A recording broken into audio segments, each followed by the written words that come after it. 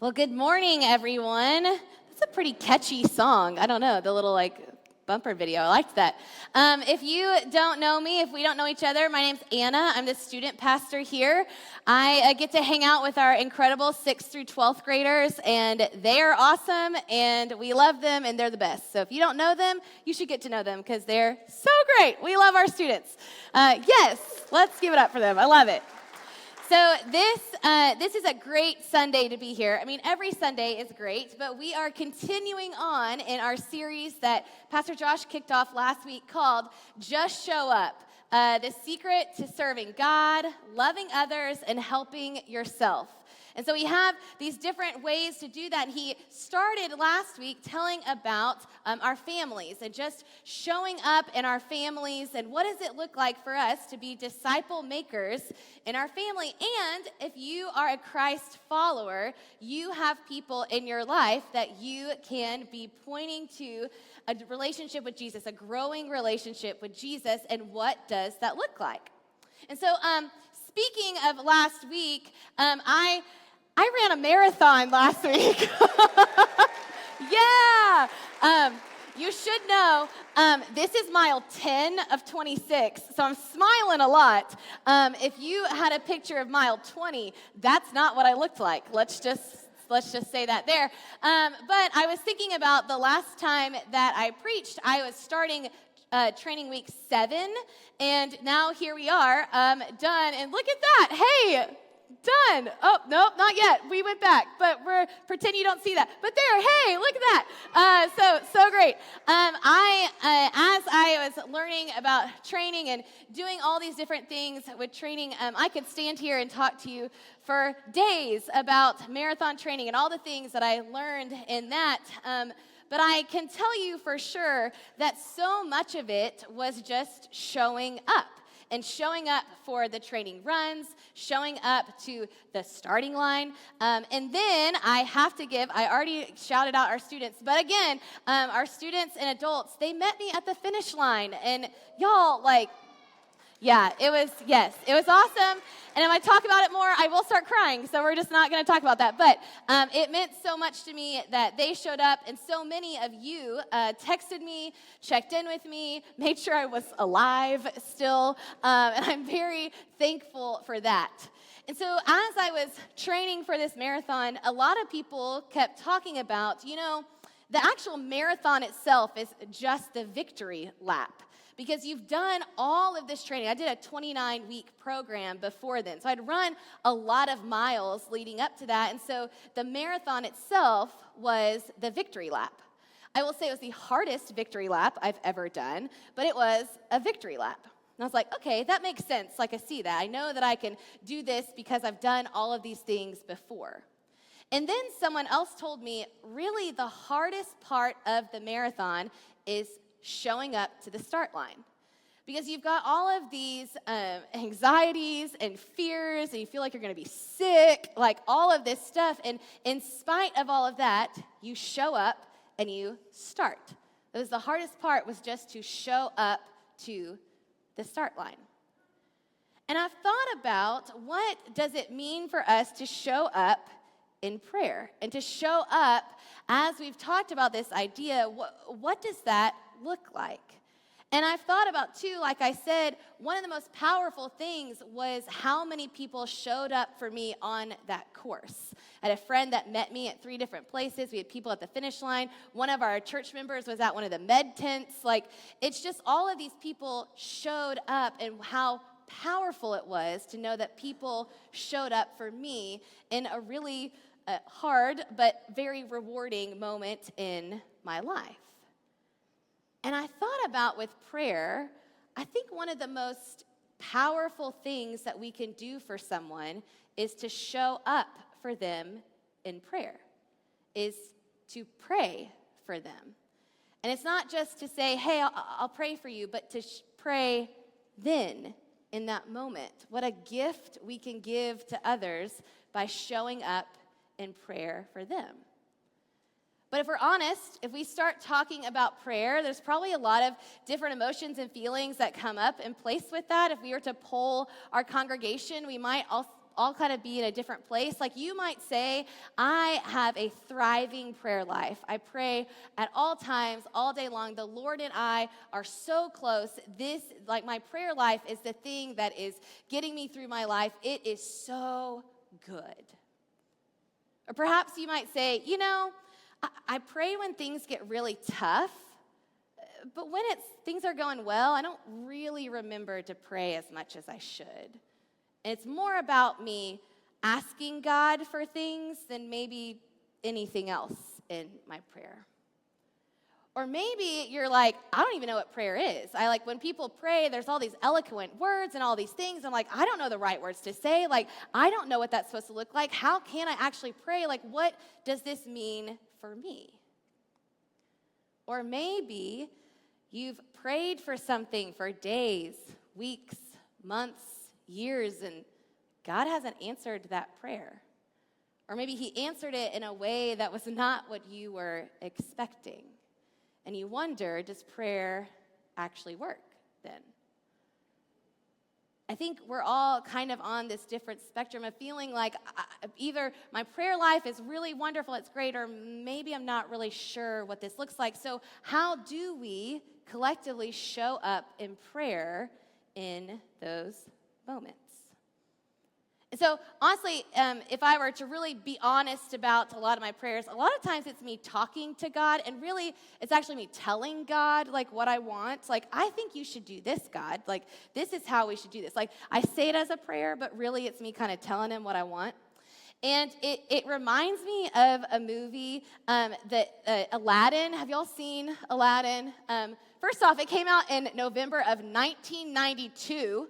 So there's that, if you want to feel a little old. Yes. Also, this is a picture of me with a genie at 3 a.m. last Sunday. So I'm smiling again, remember, because I haven't run the miles yet. But yes, so Aladdin is this movie. It's a Disney movie. And so what happens is we have Aladdin right here. He has this lamp in his hand, and he is trying to look for work, trying to look for a job, and so he finds himself in the cave of wonders, right? And he's looking for this lamp, and he finds it, and he touches this lamp, and all of a sudden, this wisecracking, crazy genie appears. He's played by Robin Williams, and it's fantastic, right?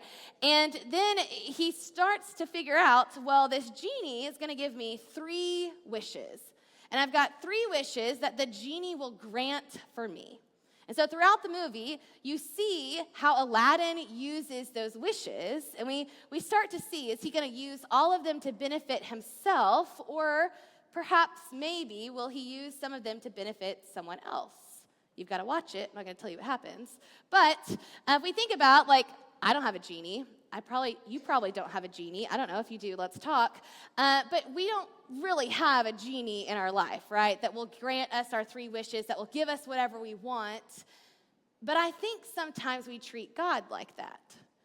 I think, well, God is going to grant me the things that I ask for. I've got 3 chances to ask him, 3 really good things, and that's what he's going to grant me. And so those are the moments that I'm going to pray and ask for things, and then past that point, I don't really need to pray anymore. I don't think to pray. But God's not a genie. He's not in the business of granting wishes like that. We don't have to find a special lamp to access him or to speak with him at all. That's not who God is. But why does my prayer life at times reflect that? And am I really showing up in prayer if I'm only accessing him when I need something instead? So if we were to talk about prayer, I think the best person to look at is Jesus, the life of Jesus. Does Jesus pray? What does prayer life look for Jesus, and was it important for him to spend time praying? And so the book of Mark, it's right at the beginning of Mark. It's Mark 1. We see this story about Jesus, and it says, very early in the morning, while it was still dark, Jesus got up, left the house, and he went out to a solitary place where he prayed. And Simon and his companions, so these are some of the disciples of Jesus, they went to look for Jesus, and when they found him, they exclaimed, "Everyone is looking for you." Now, have you been in that place before? Like, you're trying to do something, and like everybody needs something from you. Like, your phone won't stop ringing. You keep getting texts. Your kids need something all the time. Like, everybody's looking for you when you're trying to do something else. And I love it that we see that Jesus knows this is going to happen. I mean, he's already kind of begun his ministry. People have already been healed by him. They're starting to know who he is, and he knows that the day is going to get crazy. He knows that people will be looking for him, that they'll need something from him. But he also knows the importance of prayer.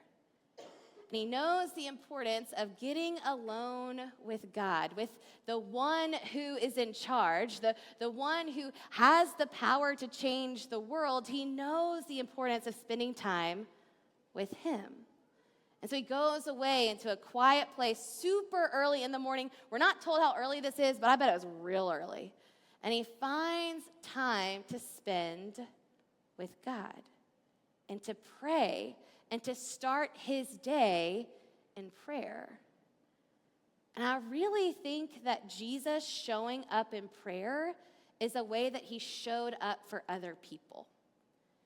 He was able to do the ministry that he did because he spent time in prayer.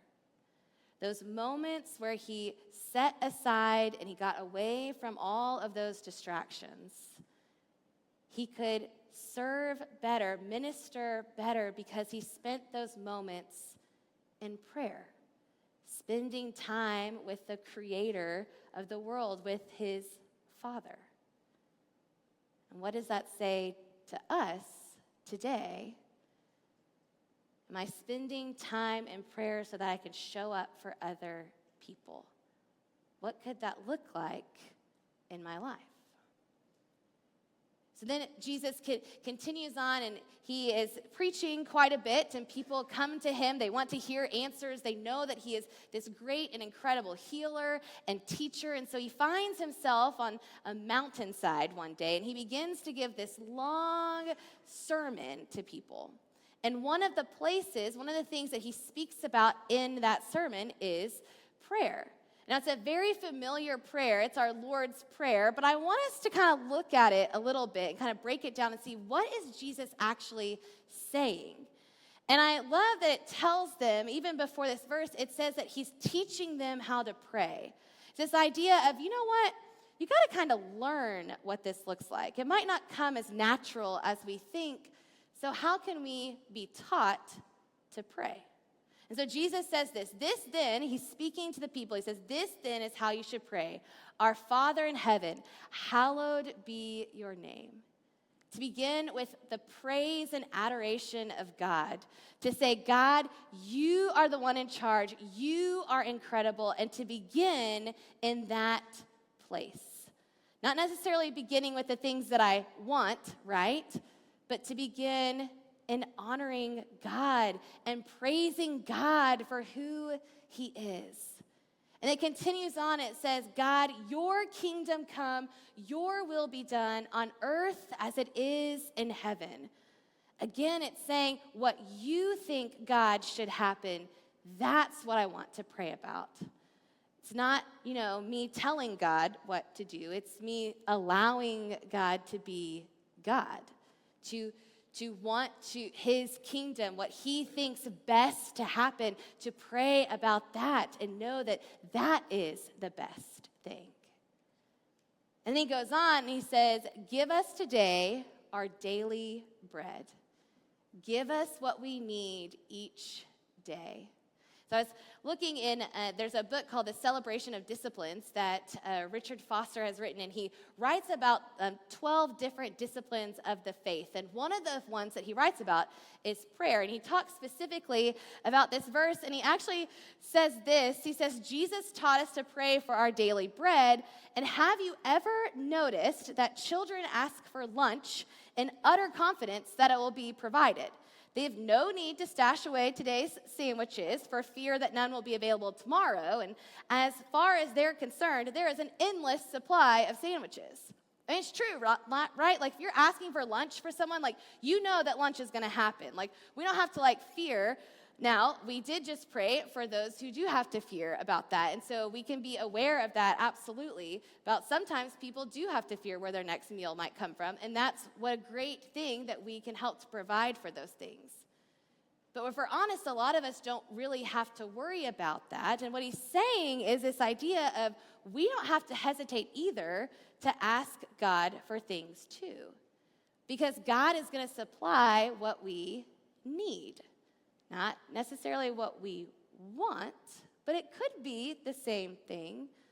But many times that he would supply what we need each and every day. I can confidently ask God, because just like kids can confidently ask for lunch and know that it will be provided, I can confidently ask God for the needs that I have.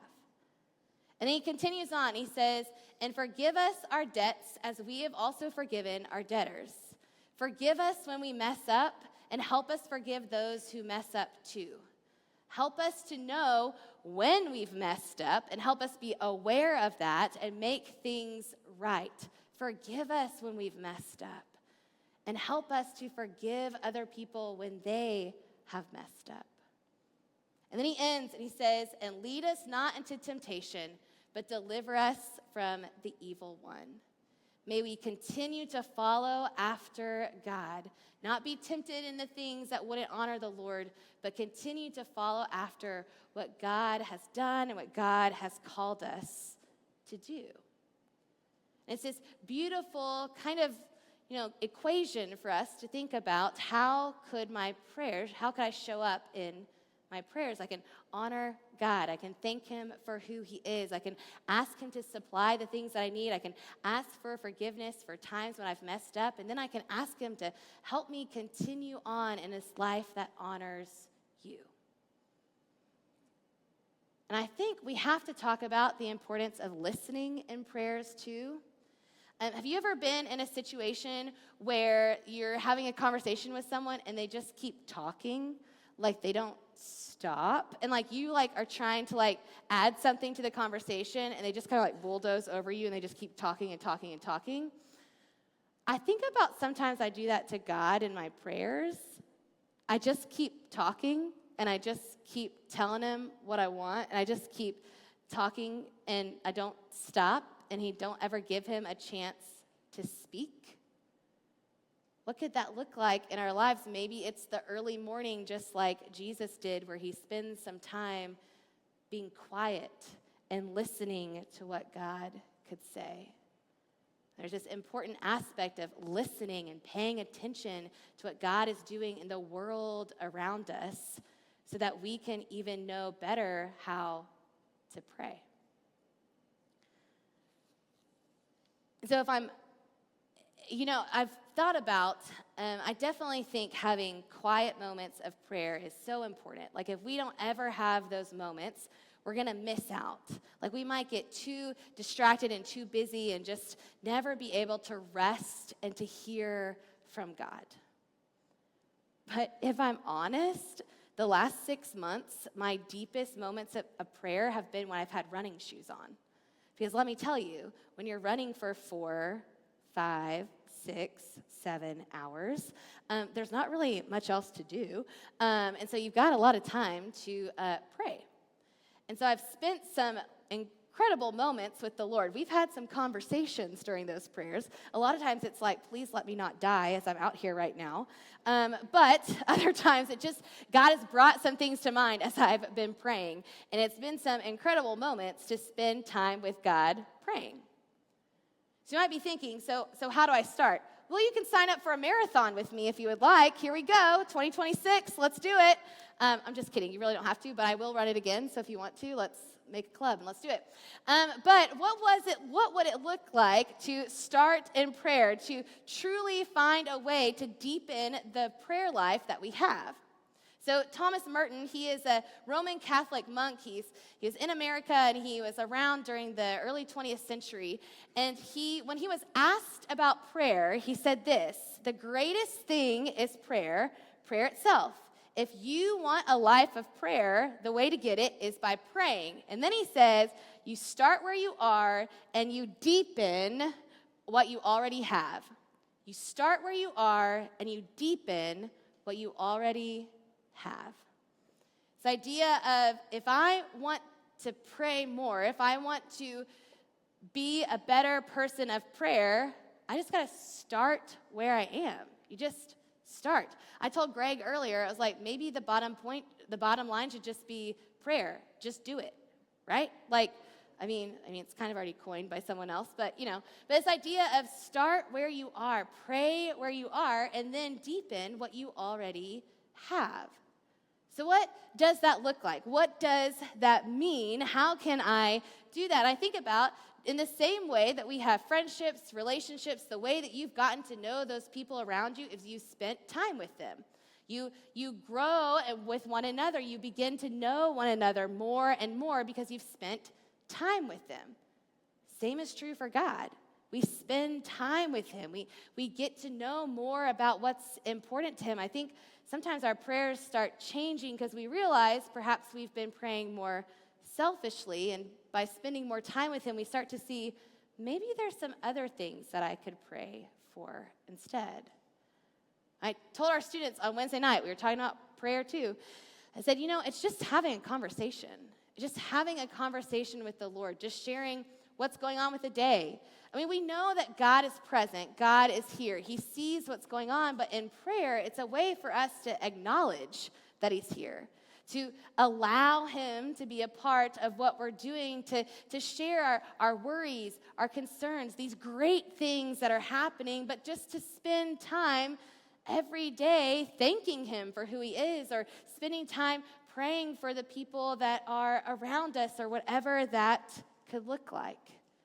In 1 Thessalonians 5, it tells us this. It says, rejoice always, pray continually, and give thanks in all circumstances, for this is God's will for you in Christ Jesus. Rejoice always and pray continually. So what does that look like? That means when I'm brushing my teeth, I could be praying. Or when I'm driving to work, when I'm getting ready for my soccer game, when I'm helping my kids with homework, when I'm about to go into a meeting, when I am cooking dinner, whatever that could look like, even in all of those little moments, allowing God to be a part of that, praying about those moments, just saying, hey, God, here we are. Or, hey, this happened today and it kind of hurt my feelings.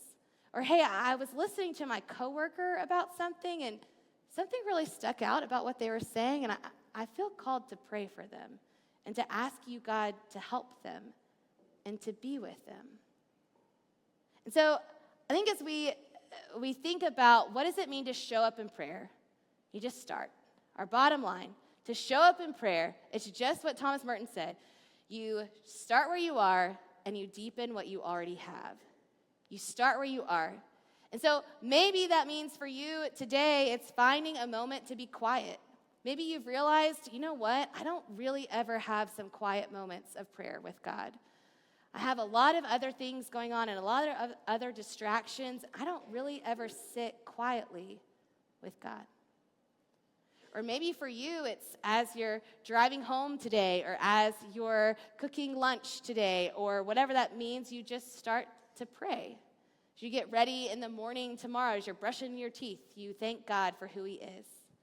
And you start finding little moments every day that you can spend time praying, thanking God for who he is, asking him to be with you during the day, giving you eyes to see and ears to hear the people around you.